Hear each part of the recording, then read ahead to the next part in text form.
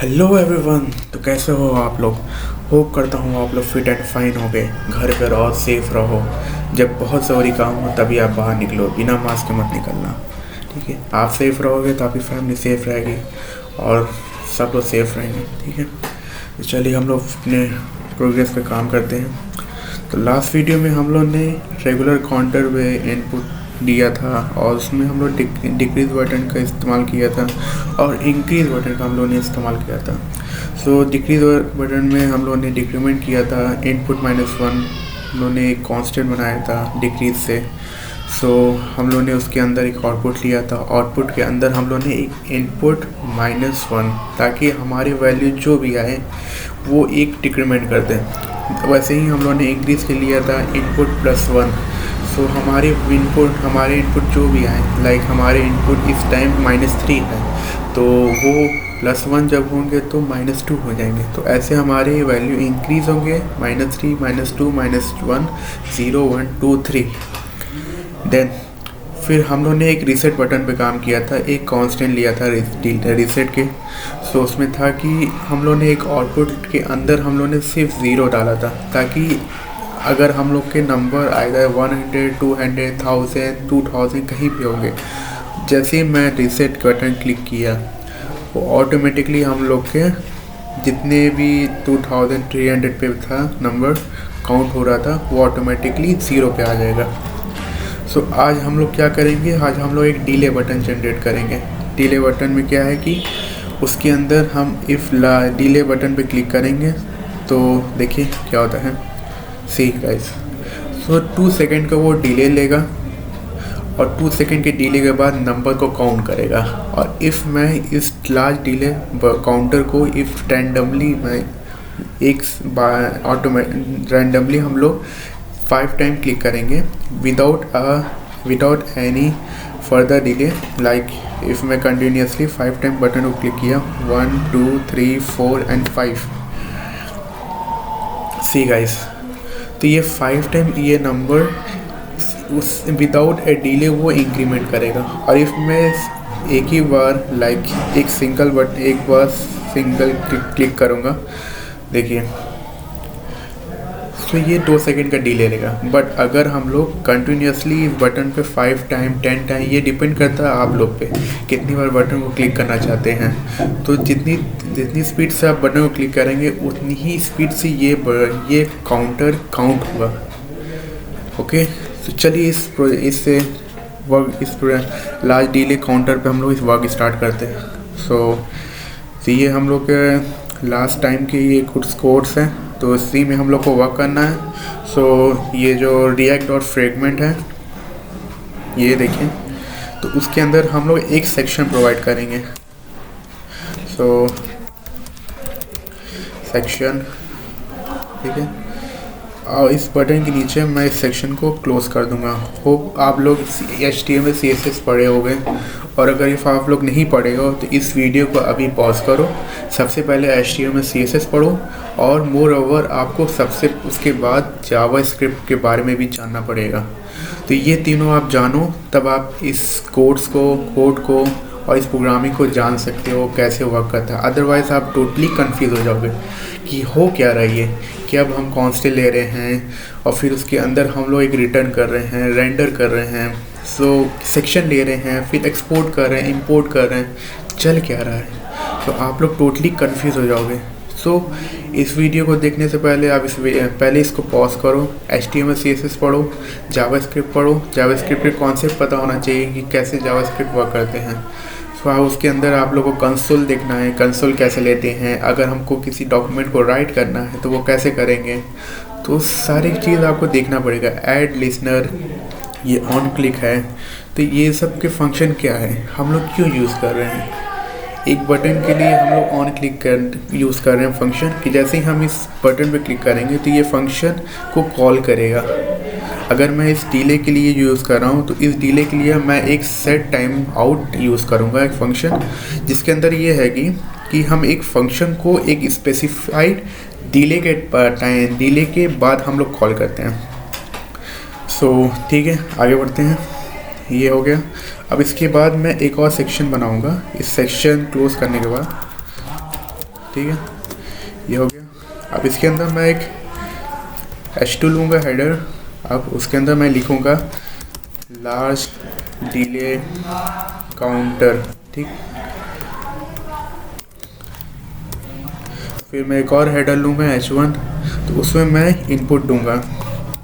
So last time मैंने भी input ऐसे लिया था, बस सेम आपको लेना है। बस अगर आप चाहो तो, अगर आपको थोड़ी मेहनत कम करना है या आपको जल्दी कोड को कंप्लीट करना है, तो आप H2, H1 और बटन पे ये सबको कॉपी करके जो जो अननेसेसरी थिंग है वो आप यहाँ से डिलीट मार दो। इस सेक्शन के अंदर पहले कॉपी करो इसको, तब डिलीट मारना। ऊपर से डिलीट मत मारना, नहीं तो सारे ऊपर के बटन आपके जितने हेडर हैं वो सारे डिलीट हो जाएंगे। आपको इस सेक्शन के अंदर डिलीट मारना, ऊपर वाले को लेफ्ट कर दो, उसके वो अपनी जगह सही है। तो चलिए गाइस आगे बढ़ते हैं।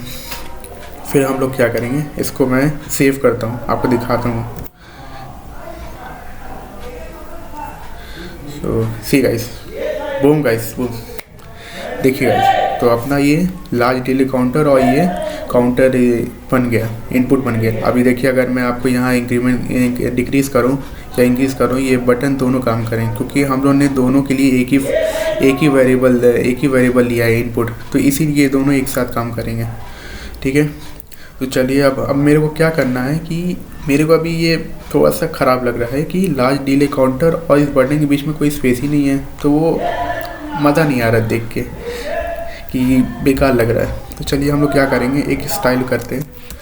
सो स्टाइल, देन इसके अंदर एक ब्रैकेट, फिर एक और ब्रैकेट के अंदर हम एक मार्जिन लेंगे, ठीक है।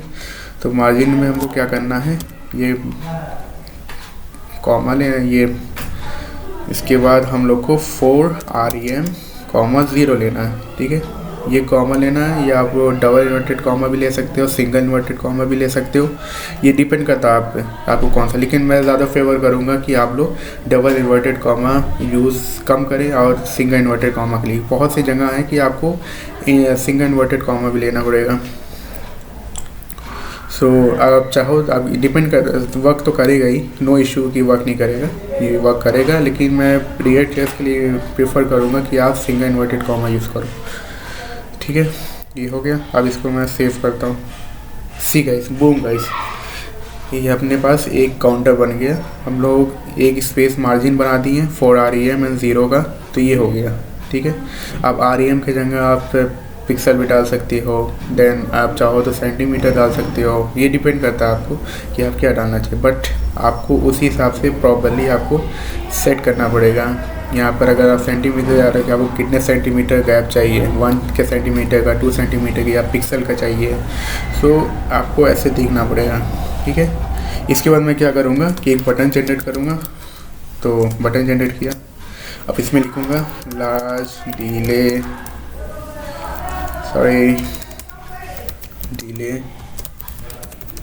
काउंटर, ठीक है। ये हुआ। सी गाइस, अपना बटन जनरेट हो गया। अब इसके अंदर मेरे को हॉवर इफेक्ट जनरेट करना है और उसमें बैकग्राउंड में कुछ कलर्स और इस टेक्स्ट के कलर को चेंज करना है। सो क्लास नेम लेना है, ये लेना है, और हम लोग इसमें लिखें BTN। सी गाइस, अपना हॉवर इफेक्ट जनरेट हो गया और अपना बैकग्राउंड का ब्लू हो गया और टेक्स्ट अपना वाइट हो गया। सो कितना अच्छा लग रहा है।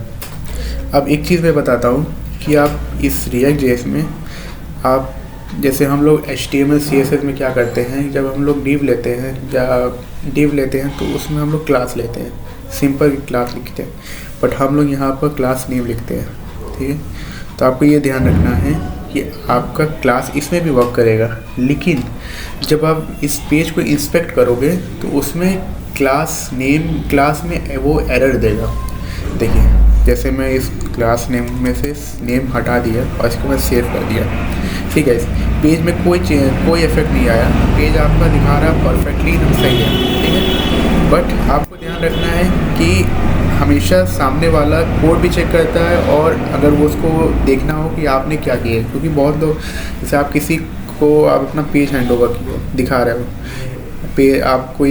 आपने पेज को होस्ट किया, होस्ट करने के बाद आप अपनी लिंक दे दिए, लेकिन आप उसको चाहिए कि उसको देखना है कि इस कोड के पीछे, पेज के पीछे कोड क्या क्या है, वो कोड चेक करेगा।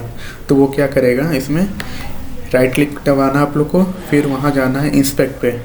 तो जैसे ही वो इंस्पेक्ट पे जाएगा और कंसोल में जब क्लिक करेगा, सी गाइस, तो वो एरर देखेगा। और वो अगर एरर देखेगा, इफ़ अगर आप ऐसा पेज एक बनाए, क्लास लिखे और ये अपने आप अपनी बॉस को दिए, या आपका एक कोई प्रोजेक्ट है इस पे काम करो, अगर एग्जामिनर या एक्सटर्नल कोई भी या आपके बॉस अगर राइट क्लिक करके इंस्पेक्ट अगर आप देखेंगे, चेक करेंगे, वो ऑब्वियसली चेक करेंगे कि आप इस कोड के पीछे क्या खेल गया।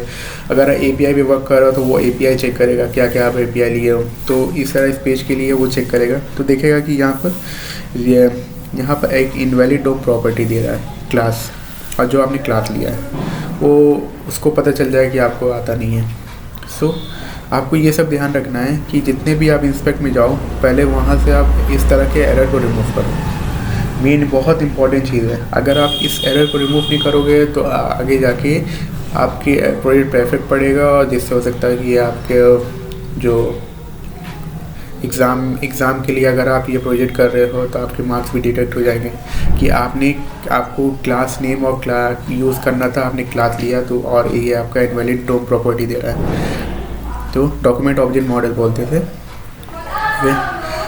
तो इसमें दिया हुआ है warning invalid dog property click, और ये जो ऊपर ये साइन है क्लास के इन्वर्टेड कॉमा जो है वो इसको बैकटिक बोलते हैं। तो ये बैकटिक के फॉर्म में दे रहा है। तो हमेशा जब भी कोई चीज़ लाइक हम लोग को प्रिंट करना है my message is com bracket, और उसके अंदर अगर मैं इनपुट डाल रहा हूँ तो वो क्या करेगा, तो आपको उसको प्रिंट करने के लिए बैकटिक का यूज़ करना है। बैकटिक का अलग यूज़ होता है, मैं आगे बताऊँगा बैकटिक कहाँ कैसे यूज़ करना है, ठीक है। तो इसमें दिया है कि invalid dog property class, do you mean class name. तो React.js की यही एक खासियत है कि वो क्वेश्चन पूछता है, आंसर भी बता देता है, आपको आंसर देने की ज़रूरत भी नहीं है। तो इसके बहुत यही एक ये एडवांटेज है इस React.js का भी, कि आपके पास अगर कोई एरर है इस तरह के तो वो ऑटोमेटिकली वो पहले ही बता देगा, do you mean class name. So और हम लोग को क्लास नेम ही लेना है, क्योंकि हमारा कैमल केस मेथड आप ध्यान रखिए, क्लास और नेम को हमेशा कैपिटल में रखना है, ठीक है। तो चलिए गाइस, इस पर हम लोग चेंज करते हैं इसको क्लास नेम पे, ठीक है। ये कर दिया। अब देखिए, अब मैं इस पेज को रिफ्रेश मारता हूँ, ठीक है। सी गाइस, बूम गाइस, अपना एरर चला गया। तो आपको सबसे पहले सारे एरर को रेक्टिफाई करना है। पहले एरर को आपको सही करना है, तभी आप इस पेज को या आप जो भी प्रोजेक्ट पे काम करो उसको होस्ट करो, फिर आप सेंड करो। अदरवाइज आपके मार्क्स पे इफेक्ट पड़ेगा, आपके जो इम्प्रेशन है बॉस के ऊपर उस पर इफेक्ट पड़ेगा कि आपको चीज़ क्लास के बारे में नहीं पता है कि आप कहाँ कब कहाँ आपको इस्तेमाल करना है, क्लास कहाँ इस्तेमाल करना है, क्लास नेम कहाँ पर इस्तेमाल करना है। तो ये सब आपको ध्यान रखना है, ठीक है। तो चलिए हम लोग आगे बढ़ते हैं, ये इंस्पेक्ट को हम लोग क्लोज करते हैं और अपने पार्ट पे आगे बढ़ते हैं, ठीक है। तो अब इसमें क्या करेंगे हम लोग, बटन तो जनरेट हो गया। अब इस बटन के लिए भी हम लोग एक फंक्शन देना पड़ेगा। ऑन क्लिक जब हम बटन पे क्लिक करें तो एक डिले जनरेट करेगा 2 सेकंड का, 3 सेकंड का, वो डिपेंड ऑन यू कि आप लोग कितना डिले देना चाहते हैं। चलिए गाइस, हम लोग करते हैं। ये हो गया। तो फिर मैं क्या करूँगा, ये इसके अंदर मैं एक वेरिएबल लूँगा। वेरिएबल आपको ही पता है, आप कोई भी वेरिएबल ले सकते हो, डिले ले सकते हो, लार्ज काउंटर, एडिशन, आप अपना नाम भी डाल सकते हो, नो मैटर आप क्या लिखना चाहते हो। तो ये डिपेंड करता है आप पे कि आप क्या लिखना चाहते हो, ठीक है। तो मैं यहाँ पर लिखूँगा डिले फंक्शन दूंगा, ठीक है, डिले फंक्शन। अब मैं इसको कॉपी करूँगा,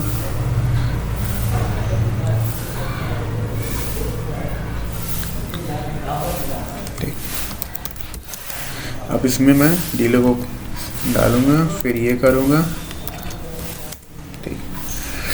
अब मैं इसके अंदर सबसे पहले मैंने आपको पहले बताया सेट टाइम आउट के बारे में कि एक पार्टिकुलर फंक्शन को कॉल करता है एक specific after a specific delay के बाद, ठीक है।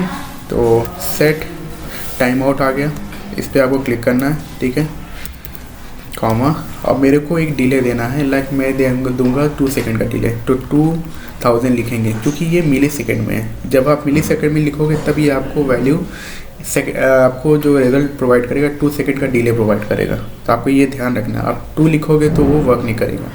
तो आपको मिली सेकेंड देखिए, यहाँ पर वाइड भी दिया है, वाइड कॉमा मिली सेकेंड डॉट नंबर। तो ये इसकी यही खासियत है कि आप जिस इस पर आप क्लिक करो, ऐसे आप बस आपको कर्सर ले जाना है, क्लिक भी नहीं करना, वो ऑटोमेटिकली आपके पास इस टाइम आउट के बारे में बता देगा, कॉल बैक, इसका जो सिंटेक्स है वो बता देगा कैसे क्या करना है, ठीक है। तो चलिए हम लोग आगे बढ़ते हैं। अब इसके अंदर हम लोग ये ठीक, अब मेरे को इसमें आउटपुट लेना है, जो मैं हर टाइम पहले भी लेता हूँ। आउटपुट के अंदर एक इनपुट लेता हूँ -1, फिर हम लोग 0 डाले हैं रीसेट के लिए। इसी तरह हम लोग इसमें भी लेंगे, बट इसमें हम लोग को क्या करना है, एक सेट प्रीव्यू लेना है, ठीक है। कोई भी ले सकते हैं आप, वेरिएबल कोई भी ले सकते हैं आप, सेट प्रीव्यू ले सकते हैं आप, डिले काउंटर ले सकते हैं, कुछ भी, डिपेंड ऑन यू। तो मैं एक सेट प्रीव्यू लेता हूँ, ठीक। अब इसके अंदर मैं क्या करूँगा, ये ठीक है। तो ऐसे करने के बाद मैं इस एट लास्ट मैं इसको रिटर्न करूँगा। तो इस सेट प्रीव्यू को हम अब मेरे को रिटर्न करना, तो मैं क्या करूँगा, सेट प्रीव्यू +1 इसलिए क्योंकि मेरे को इंक्रीमेंट करना है, डिक्रीमेंट पे नहीं जाना है। तो ये लार्ज डिले काउंटर सिर्फ इंक्रीमेंट के लिए, आप चाहो तो आप इसको एक और बटन जनरेट कर सकते हो लार्ज डिले के साथ साथ, आप अब नेगेटिव के लिए भी कर सकते हो कि जब आप बटन पे क्लिक करोगे तो वो 2 सेकंड का डिले करने पर नेगेटिव में जाएगा, बट वो मज़ा नहीं आएगा। लेकिन आप चाहो तो कर सकते हो, आप अपने बहुत से नए नए फंक्शन बटन आप यूज़ करोगे, आप उस पर वर्क करो कैसे क्या करना है। तो आप इसमें प्लस भी कर सकते हो, अगर आपको कुछ चेक करना है कि कैलकुलेटर टाइप का बनाना है तो अब उसमें आप एक ऐसे बटन बना के उसके अंदर एक इनपुट × 1 डिवाइड बाई 1 मॉड्यूलस 1 या समथिंग आप ऐसे कर सकते हो कि आपको इस पे क्लिक करने के बाद ये डिवाइड होना चाहिए इस नंबर से, इस फंक्शन से डिवाइड होना चाहिए, ठीक है। तो आप ऐसे कर सकते हो। तो ये हो गया, मैं इसको कॉमा करने के बाद इसको सेव करूँगा, ठीक है। चलिए गैस, अब हम लोग इस पर पेज पे आते हैं और क्लिक करते हैं। अगर मैं क्लिक किया, सी गाइस, बूम गाइस, तो अपना पेज एक्सिक्यूट हो गया, परफेक्टली रन कर रहा है। और लार्ज डिले काउंटर पे क्लिक करने के बाद वो 1-2 सेकंड का डिले ले रहा है और अपना नंबर इंक्रीमेंट करना। सो जैसे मैंने आपको बताया कि जैसे ही अगर मैं रैंडम और एक ही स्पीड से बटन पे मैं 5 time 10 time number of time अगर मैं क्लिक करूँगा विदाउट अ गैप, सो अगर मैं देखिए 1 2 3 4 5 बटन पे क्लिक कर दिया तो ये 5 टाइम इंक्रीमेंट करेगा, तो 1 से +5 6 पे आ जाएगा। So like that. अब ये जो ये काउंटर जो काउंट हुआ है स्पीड से हुआ काम किया है, इसमें कोई डिले काम नहीं किया क्योंकि मैंने इस बटन पे उस स्पीड से मैंने बटन पे क्लिक किया। अगर जितना स्पीड से आप बटन पे क्लिक करोगे सो उतनी स्पीड से आपका काउंटर रन करेगा। बट अगर आप सिंगल टाइम बटन को क्लिक करके आप रोके तो वो 2 सेकंड का डिले लेगा, फिर फर्दर आगे जाएगा, फिर 2 सेकंड का डिले लेगा, तो ऐसे चलेगा, ठीक है। सो ये हमारा कंटिन्यूशन पार्ट का लास्ट पार्ट था। लास्ट सेकंड वीडियो में हम लोग ने अपर साइड के टॉप के हम लोग ने वर्क किया था। नाउ अब हम लोग ने बॉटम के वर्क किया और ये हमारा एग्जीक्यूट हो गया, ठीक है। तो इसमें अगर आप डिक्रीज़ डालो तो ऑटोमेटिकली वो डिक्रीज़ होगा, रीसेट सबके लिए वो काम करेगा, ठीक है। डिक्रीज़ में है, अब आप जाकर डिले जनरेट का बटन क्लिक करोगे 2 सेकंड का डिले लेगा, 0 पे आएगा, फिर 2 सेकंड का डिले लेगा बटन क्लिक करते ही तो वो 1 पे आ जाएगा। तो ऐसे ही यही वर्क करेगा अपना बटन। तो आप इस तरह से आप इसके बैकग्राउंड भी चेंज कर सकते हो, बैकग्राउंड में आप कोई भी इमेजेस डाल सकते हो, आप जिस चीज़ के लिए वर्क कर रहे हो। सारा खेल CSS का है, ठीक है। तो होप करता हूँ आपको अच्छा लगा। और गाइस मैं एक अंदर रैंडम प्रोग्रामिंग स्टार्ट करने वाला हूँ C++, जावा एंड पाइथन पे। सो ये सारे वर्क मैं प्रोग्राम टेक चैनल बना रहा हूँ, उसमें मैं अपने सारे C++, जावा और पाइथन पे कोड करूँगा, रैंडमली कोडिंग करूँगा, बेसिक से स्टार्ट करूँगा। और मैं एक वेबसाइट ओपन करूँगा, वहाँ पे जितने भी क्वेश्चंस होंगे मैं उसको एग्जीक्यूट करूँगा, ईच एंड एवरी क्वेश्चंस को फ्रॉम द बेसिक। सो जिस तरह मैं पढ़ा हूँ, कोडिंग किया हूँ, मैं नॉर्मल वे में वेरिएबल लूँगा, उसको मैं कैसे एग्जीक्यूट करना है C++ में, जावा में कैसे एग्जीक्यूट करना है, पाइथन में कैसे एग्जीक्यूट करना है, और फिर उसके बाद मैं PHP में भी स्टार्ट करूँगा वर्क करना, लाइक डेटाबेस कनेक्शन कैसे करते हैं।